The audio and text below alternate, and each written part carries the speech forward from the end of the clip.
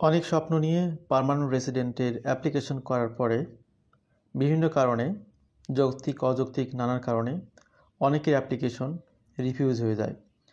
আমরা জানি যে কানাডাতে স্টাডি পারমিট অ্যাপ্লিকেশন কিংবা ভিজিট ভিসার অ্যাপ্লিকেশন যদি একবার রিফিউজ হয় সেটি বারবার করার সুযোগ থাকে, কারণ সেখানে অল্প সময়ের মধ্যে রেজাল্টগুলো পাওয়া যায়। অল্প সময় বলতে হয়তো সর্বোচ্চ 6 মাস, 7 মাস বা 9 মাস, কিন্তু একটি পার্মানেন্ট রেসিডেন্ট অ্যাপ্লিকেশনের প্রসেস হতে কখনো কখনো অনেক বছর সময় লাগে। এই কারণে অনেক বছর পরে আপনি যদি একটি নেগেটিভ রেজাল্ট পান, নিঃসন্দেহে সেটি আপনাদের জন্য মঙ্গলজনক হয় না। এটা একটা হতাশাব্যঞ্জক বিষয় হয়ে দাঁড়ায়। তো কানাডার পার্মানেন্ট রেসিডেন্ট অ্যাপ্লিকেশন কমপ্লিট করার ক্ষেত্রে যদি কখনো রিফিউজ হয়, সেই রিফিউজালের ক্ষেত্রে রিভিউ করার সুযোগ থাকে অ্যাপ্লিকেশনের মাধ্যমে। সেই রিভিউ সিস্টেমে আগে মাত্র 30 দিন সময় দেওয়া হতো, সেখানে আরও 45 দিন বাড়িয়ে সেটিকে 75 দিনে কনভার্ট করেছে কানাডার ফেডারেল কোর্ট। এটি মূলত 14 মে 2025 সাল থেকে কার্যকরী শুরু হয়েছে। তো আজকে আপনাদেরকে এই আলোচনায় শুধু একটি তথ্য দিলাম যে এটি 30 দিন ছিল, 75 দিনে দাঁড়িয়েছে। এই আলোচনা এতটুকু যারা শুনেছেন তারা যদি মনে করেন যে আলোচনার মেরিট শেষ, তারা এখানে আলোচনা শোনা বন্ধ করে দিতে পারেন। কিন্তু কি কারণে, কোন কোন স্টেপে এই রিভিউ করা যায়, কানাডার পার্মানেন্ট রেসিডেন্ট অ্যাপ্লিকেশন রিফিউজ হলে কি কি করণীয়, সেগুলোর একটি সম্যক ধারণা আজকে আপনারা পাবেন এই আলোচনায়। তো কানাডা এবং কানাডার বাইরে যারা শুনছেন, যারা এখনও কানাডার সিটিজেন হননি, পিআর হোল্ডার হননি, তাদের সবার জন্য আজকের আলোচনাটি খুবই গুরুত্বপূর্ণ। যারা স্বপ্ন দেখছেন তারা এই আলোচনাটি আপনার টাইম লাইনে সেভ করে রাখবেন। ভবিষ্যতে এটা কাজে লাগবে কোনো না কোনোভাবে, যদি আপনার পিআর অ্যাপ্লিকেশন করার সুযোগ হয়। কারণ পিআর অ্যাপ্লিকেশন করবেন, আইটি পাবেন, ইনভাইটেশন, এখানে অ্যাপ্লিকেশন সাবমিট করবেন, অ্যাপ্লিকেশন অ্যাকসেপ্ট হবে, চলে যাবেন, এমনটাই হওয়ার কথা। কিন্তু অনেক সময় একদম ছোটোখাটো কারণে, যেটা আপনি চিন্তাও করেননি, একদম সিলি একটি কারণে আপনার অ্যাপ্লিকেশনটা রিফিউজ হয়ে যেতে পারে, পিআর অ্যাপ্লিকেশন। তখন আপনার করণীয় কী হবে? সেক্ষেত্রে আপনি যদি মনে করেন যে আপনার প্রতি ইমিগ্রেশন অফিসার সঠিক জাজ করেননি, তিনি আপনার প্রতি অবিচার করেছেন, আপনার সব কিছু ঠিকঠাক ছিল, সেই জায়গাতে আপনি রাইটফুল ছিলেন, সেটা প্রুভ করার জন্যই মূলত এই জুডিশিয়াল রিভিউয়ের প্রয়োজনটা আসে। এই জুডিশিয়াল রিভিউয়ের বিষয়গুলি আপনার যদি স্টেপ বাই স্টেপ সব কিছু জানা থাকে, তাহলে একজন অভিজ্ঞ লয়ার সহযোগিতায় আপনি এগুলো করতে পারেন। সেক্ষেত্রে লয়ার যাতে আপনাকে ঠকাতে না পারে বা সঠিক পদ্ধতি যাতে মেনটেন হয়, সেই জন্যে আজকের আলোচনাটি আপনাদের জন্য একটি মাইল ফলক হিসেবে থাকবে ইনশাল্লাহ। তো যেমনটি দেখছেন, Canada extends application window for judicial review of immigration applications. তো এটি জুডিশিয়াল রিভিউ কিন্তু টেম্পোরারি রেসিডেন্ট অ্যাপ্লিকেশনেও করা যায়।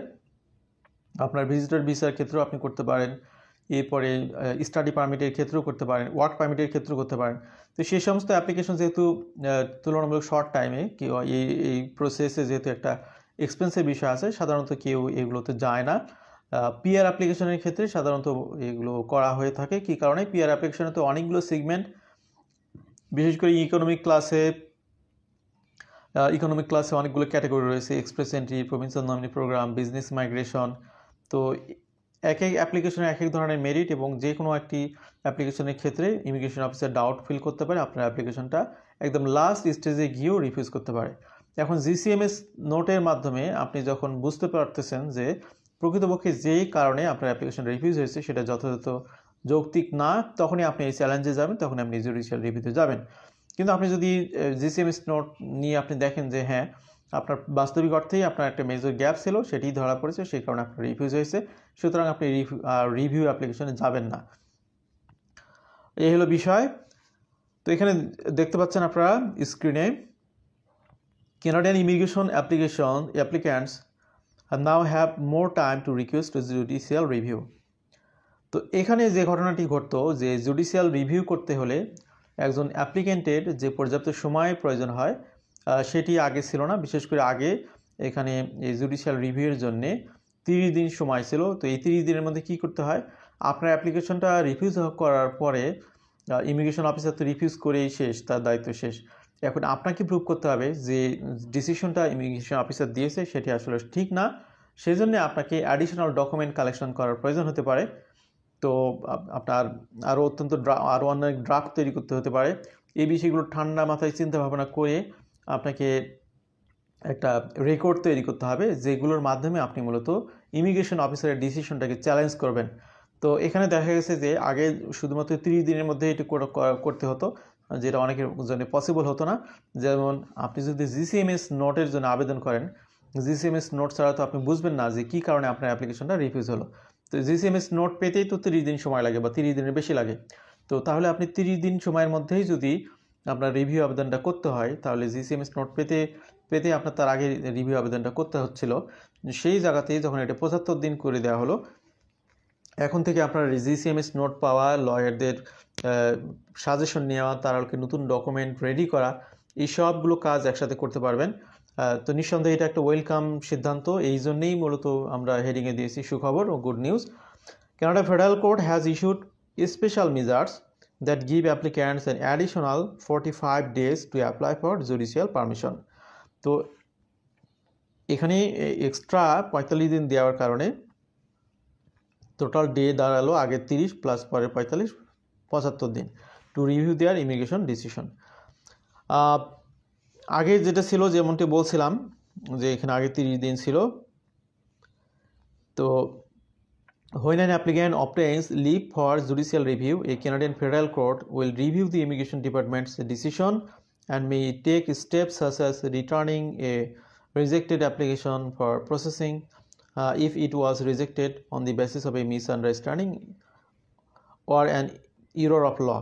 তো এখানে দেখুন কি কি কারণে অনেক সময় মিসআন্ডারস্ট্যান্ডিং এবং এরর অফ লর কারণে অ্যাপ্লিকেশনগুলো রিফিউজ হতে পারে। তো আপনি যখন রিভিউ আবেদনটা করবেন ফেডারেল কোর্টের কাছে, তো এখানে 2 স্টেপে কাজগুলো হয়, সেটা আমরা দেখাচ্ছি কিছুক্ষণের মধ্যে। তো প্রথম স্টেজ হলো অ্যাপ্লিকেশন ফর লিভ, অর্থাৎ আপনি যে এখানে সুপ্রিম কোর্টে, এটা কানাডার ইমিগ্রেশন ডিপার্টমেন্টে কিন্তু আপনার এজ লাইক সুপ্রিম কোর্টের পাওয়ার। এখানে সুপ্রিম কোর্টে যখন আপনি কোনো একটা বিষয়ে আপিল করেন, যেভাবে আপিল করার সময় তো আপনাকে আপনার আগের যে রায়, সেই রায়ের এগেনস্টে উপযুক্ত কারণ ব্যাখ্যা করতে হয়। ঠিক একইভাবে এখানে আপিলের জন্য প্রথমে আবেদন করতে হয় যে আমি এটা আপিল করতে চাই। আপিল আবেদন যদি অ্যাকসেপ্ট হয় দেন আপিলের জন্য হিয়ারিংয়ের ডেট ঠিক হয়। কিন্তু আপিলের আবেদন যদি অ্যাকসেপ্ট না হয় তাহলে সেটা সেখানেই খারিজ হয়ে যায়, সেটা নিয়ে আর কোনো হিয়ারিং হয় না। একইভাবে কানাডার ইমিগ্রেশন ডিপার্টমেন্টে যেটা হয় যে আপনি এখানে আপনার যে আপনার বিরুদ্ধে যে জাজমেন্টটা দিয়েছে ইমিগ্রেশন অফিসার, আপনার অ্যাপ্লিকেশনটা যে রিফিউজ করলো, সেটাই মূলত তারা আপনার বিরুদ্ধে রায় দিল, সেটা তো আপনারা বুঝতে পারতেছেন। তো সেটার এগেনস্টে আপনি যখন আপিল করতে চাচ্ছেন, সেই আপিল করার সুযোগ দেওয়াটাকে এখানে বলা হচ্ছে অ্যাপ্লিকেশন টু লিভ, অর্থাৎ এটাকে লিভ বলা হয়। সেটা আপনারা জানেন যে এটা কোর্টের পরিভাষা। সেই লিভ আবেদনের জন্যে যদি ইমিগ্রেশন ডিপার্টমেন্ট সেটাকে সুযোগ দেয়, তখন পরবর্তীতে স্টেপে এটা আপনার ডকুমেন্টগুলো সাবমিট করার সুযোগ দেওয়া হয়। আদারওয়াইজ আপনার এখানে আর ফার্দার প্রসিড করার সুযোগ দেওয়া থাকে না। This change has been made in response to the swelling backlog of applications for leave and judicial review throughout 2024 and 2025. তো রিসেন্ট টাইমে ব্যাকলগের পরিমাণ অনেক বেড়ে যাওয়ার কারণে এই কাজগুলো অনেক বিঘ্নিত হচ্ছিল, যার কারণে মূলত এখানে কানাডা ইমিগ্রেশন ডিপার্টমেন্ট এখানে 45 দিন এক্সট্রা সময় দিয়েছে। এটা অ্যাকচুয়ালি মেইন রিজন, কারণ জিসিএমএস নোট পেতেও অনেক সময় 30 দিনের বেশি সময় লাগতে পারে। যে 2 স্টেপের কথা বলছিলাম সুপ্রিম কোর্ট, হাইকোর্টের উদাহরণ দিয়ে, এখানে দেখতে পাচ্ছেন আপনারা context recent changes to the judicial leave and review process. The process of reviewing an immigration decision under the federal court review typically involves 2 stages. প্রথম স্টেজে হলো দি জুডিশিয়াল লিভ স্টেজ, অর্থাৎ আপনি আপিলের জন্য এখানে আবেদন করবেন। সেকেন্ড হচ্ছে যে জুডিশিয়াল রিভিউ স্টেজ, অর্থাৎ আপনার আপিলের আবেদনটা যদি অ্যাকসেপ্ট হয় তখন সেটির জন্য হিয়ারিং হবে বা এখানে আপনার রিভিউ স্টেজে আপনাকে সুযোগ দেওয়া হবে। কিন্তু সেই আপিলের আবেদন যদি অ্যাকসেপ্ট না হয় তাহলে আপনি শুধু জুডিশিয়াল লিভ স্টেজ পর্যন্ত থেকেই আপনি শেষ, আপনার করণীয় থাকবে না। নতুন করে আপনাকে অ্যাপ্লিকেশন করতে হবে, হয় একই অ্যাপ্লিকেশনে, একই ধরনের অ্যাপ্লিকেশন, অথবা অন্য কোনো অ্যাপ্লিকেশনে। এবং আপনি যদি এই জুডিশিয়াল লিভ স্টেজে আপনি ফেরত যান, তাহলে আপনার আগের অ্যাপ্লিকেশনে যত খরচ করেছেন সবগুলো ল্যাপস হয়ে যাবে। লয়ার ফি থেকে শুরু করে ইমিগ্রেশন ডিপার্টমেন্টের ফি, ল যে ফার্মের মাধ্যমে কাজ করেছে, সবগুলো ল্যাপস হয়ে যাবে। Under the new census, applicants will now have 45 additional days to perfect an application for leave. This means that after filing their initial request for leave, applicants will now have 75 days. এখানে একটা বিষয় খেয়াল করুন, এখানে যে দুইটি stage আছে, judicial leave stage আর judicial review stage. এখানে মূলত জুডিশিয়াল লিভ স্টেজটা আপনি যখন পার হয়ে যাবেন, এরপরে আপনার উপযুক্ত ডকুমেন্ট কালেকশন, তথ্যাদি সংগ্রহ, এগুলোর জন্য আপনাকে আরও অ্যাডিশনাল 75 দিন দিবে কানাডা গভর্নমেন্ট বা Canada court for judicial review স্টেজে। এই হলো অবস্থা।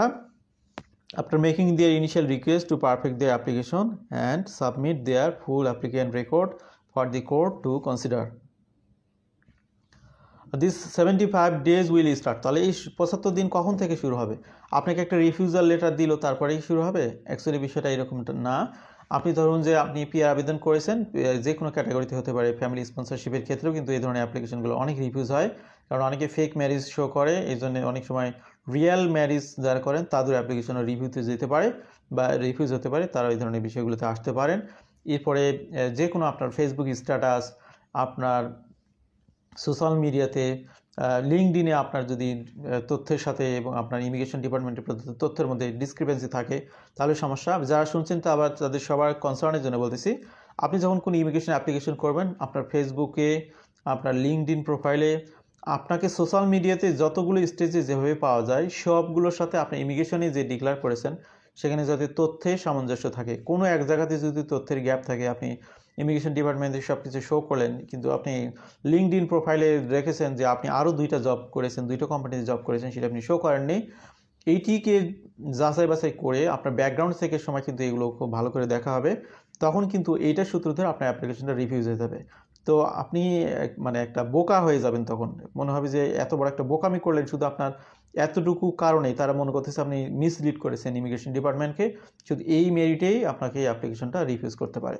একদম বাস্তব অভিজ্ঞতা থেকে বলছি, এই ধরনের ঘটনাগুলো ঘটেছে, অনেকগুলো দেখেছি, এই জন্য আপনাদেরকে সাবধান করে দিলাম। This 75 days will start. তো তাহলে এখানে স্টেজ, আপনি ফার্স্ট স্টেজ যখন পার হয়ে গেল, আপনি লিভ অ্যাপ্লিকেশন করলেন, জুডিশিয়াল রিভিউর জন্য অ্যাপ্লিকেশন করলেন, অ্যাপ্লিকেশন করার পর থেকে আপনার এই 75 দিন শুরু হয়ে যাবে। After filing the initial application for leave, after reviewing the written reason for the initial immigration refusal, after receiving written notice that no reasons for the initial refusal are available.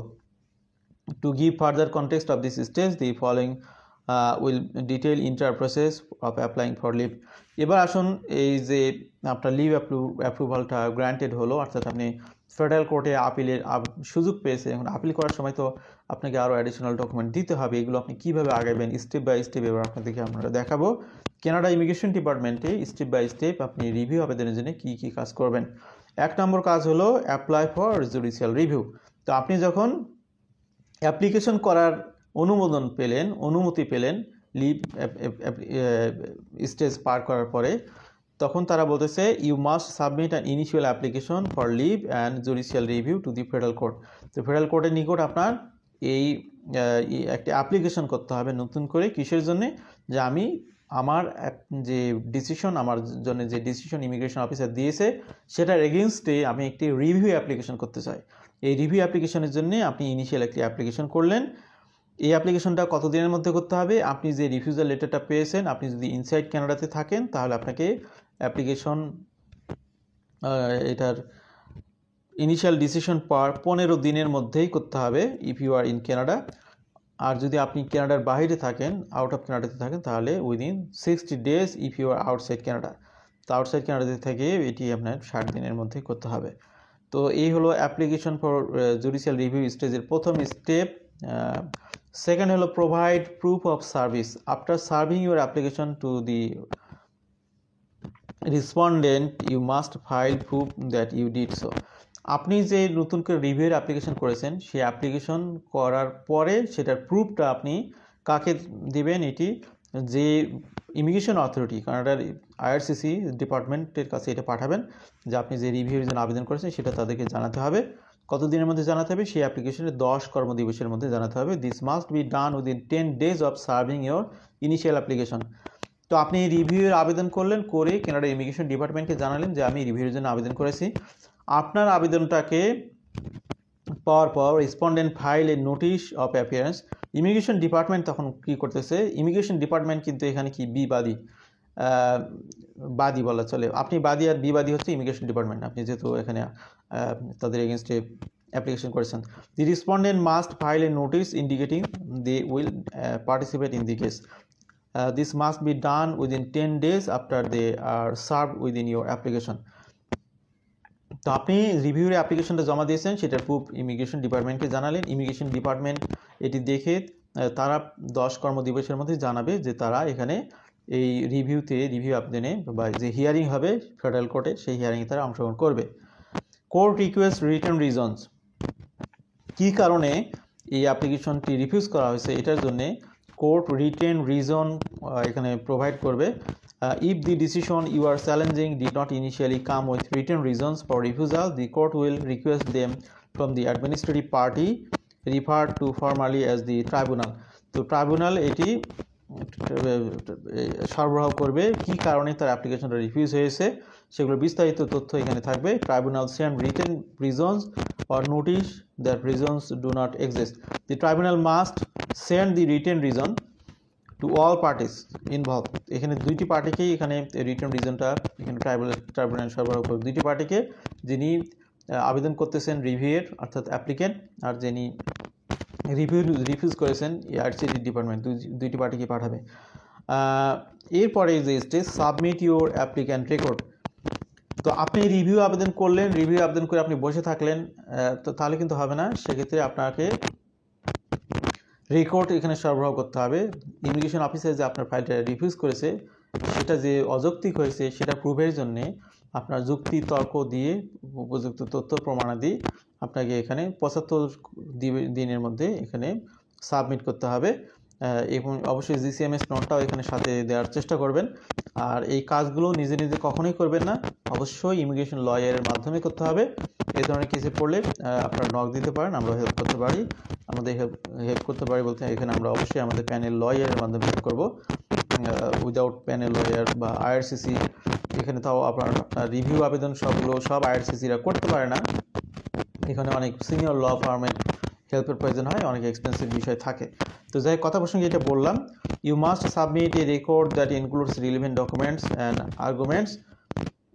This must be done within 75 days of filing your application, within 75 days of receiving the tribunal reasons or notice that no reasons will be provided.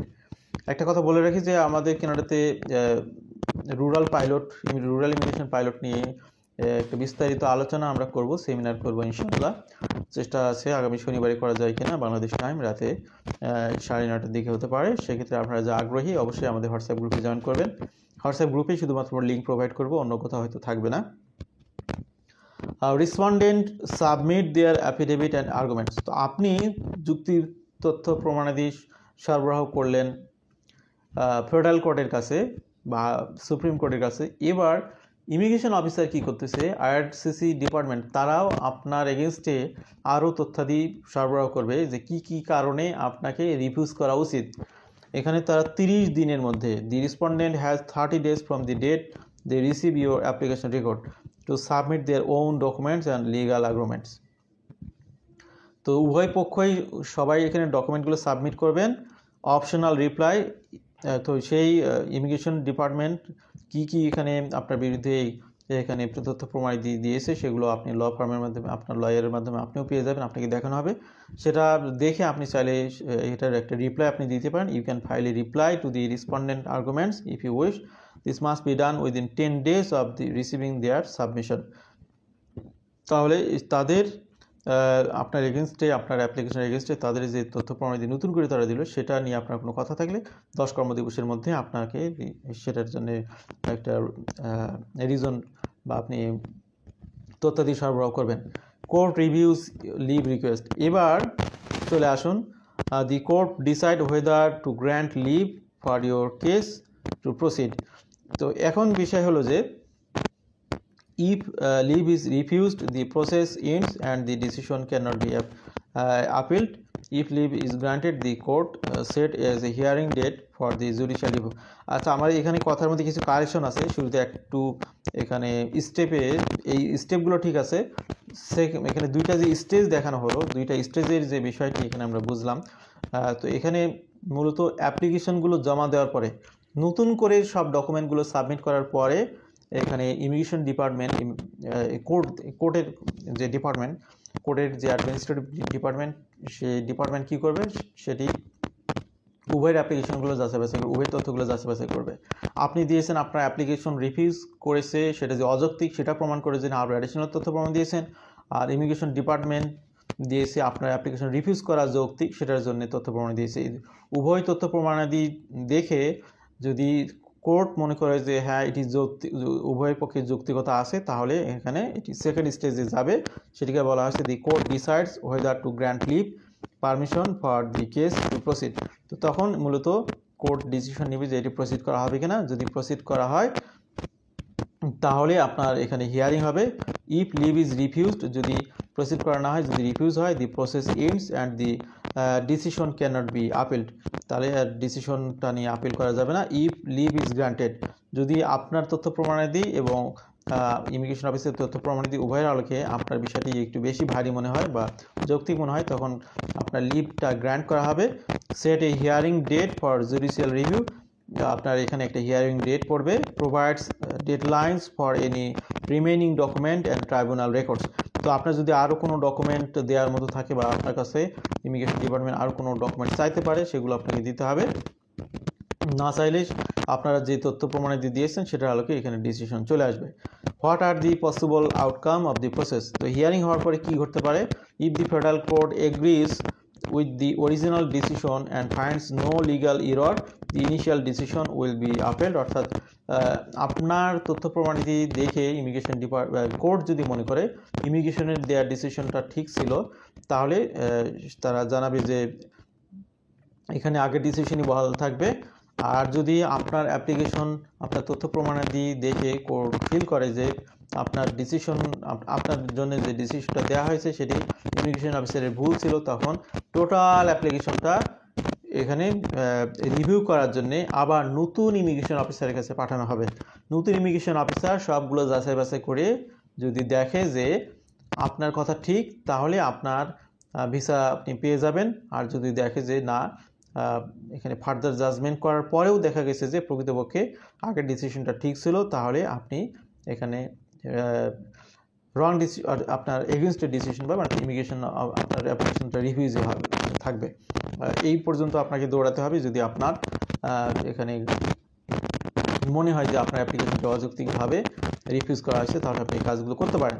তো যে কারেকশনটা দিয়েছিলাম, যে শুরুর দিকে বলেছিলাম যে 2 স্টেজের, আমরা একটু এখানে ফিরে আসি, আবার পিছনে একটু ব্যাক করতেছি যাতে করে আপনাদের এখানে ভুল বোঝা না হয়। তো শুরুতে এখানে দি জুডিশিয়াল লিভ স্টেজ আর হলো জুডিশিয়াল রিভিউ স্টেজ। তো এখানে জুডিশিয়াল লিভ স্টেজ পর্যন্ত যেতেই কিন্তু অনেক সময় লাগতেছে। এই 75 দিনের ঘটনা কিন্তু এই জুডিশিয়াল লিভের আগেই। আপনার এখানে যেটা প্রয়োজন সেটা হলো যে লিভের জন্য আবেদন করবেন, করার পরে আপনি এখানে ডকুমেন্ট কালেকশন করবেন, আপনি ডকুমেন্টগুলো প্রোভাইড করবেন।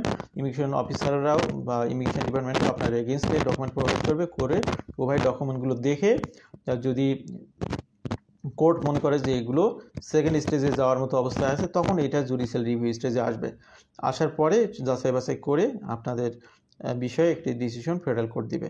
তো আশা করি আজকের তথ্যগুলো আপনারা বুঝতে পেরেছেন। এবং এখানে গুড নিউজের কথা বলা হয়েছিল যে আগে সাধারণত 30 দিনের মধ্যে এটাই সবগুলো কাজ সম্পন্ন করা যেত না, জিসিএমএস নোট ক্রিয়েট করা থেকে শুরু করে আরও অন্যান্য কাজগুলো করতে অনেক সময় লাগতো। সেই ক্ষেত্রে এখানে আরও 45 দিন বাড়ানো হয়েছে। তো এই দিন বাড়ানো হয়েছে, সাথে সাথে কী কারণে কী ঘটনা ঘটে, কোনটার সাথে কী সংশ্লিষ্টতা, সেগুলো একটু ব্যাখ্যা করে আপনাদেরকে বোঝানোর চেষ্টা করেছি।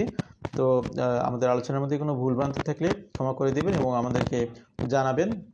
আশা করছি আপনাদেরকে তথ্যগুলো সহযোগিতা করবে। আমাদের সাথে থাকার জন্য আবার ধন্যবাদ। ভালো থাকবেন সবাই। আল্লাহ হাফিজ। আসসালামু আলাইকুম।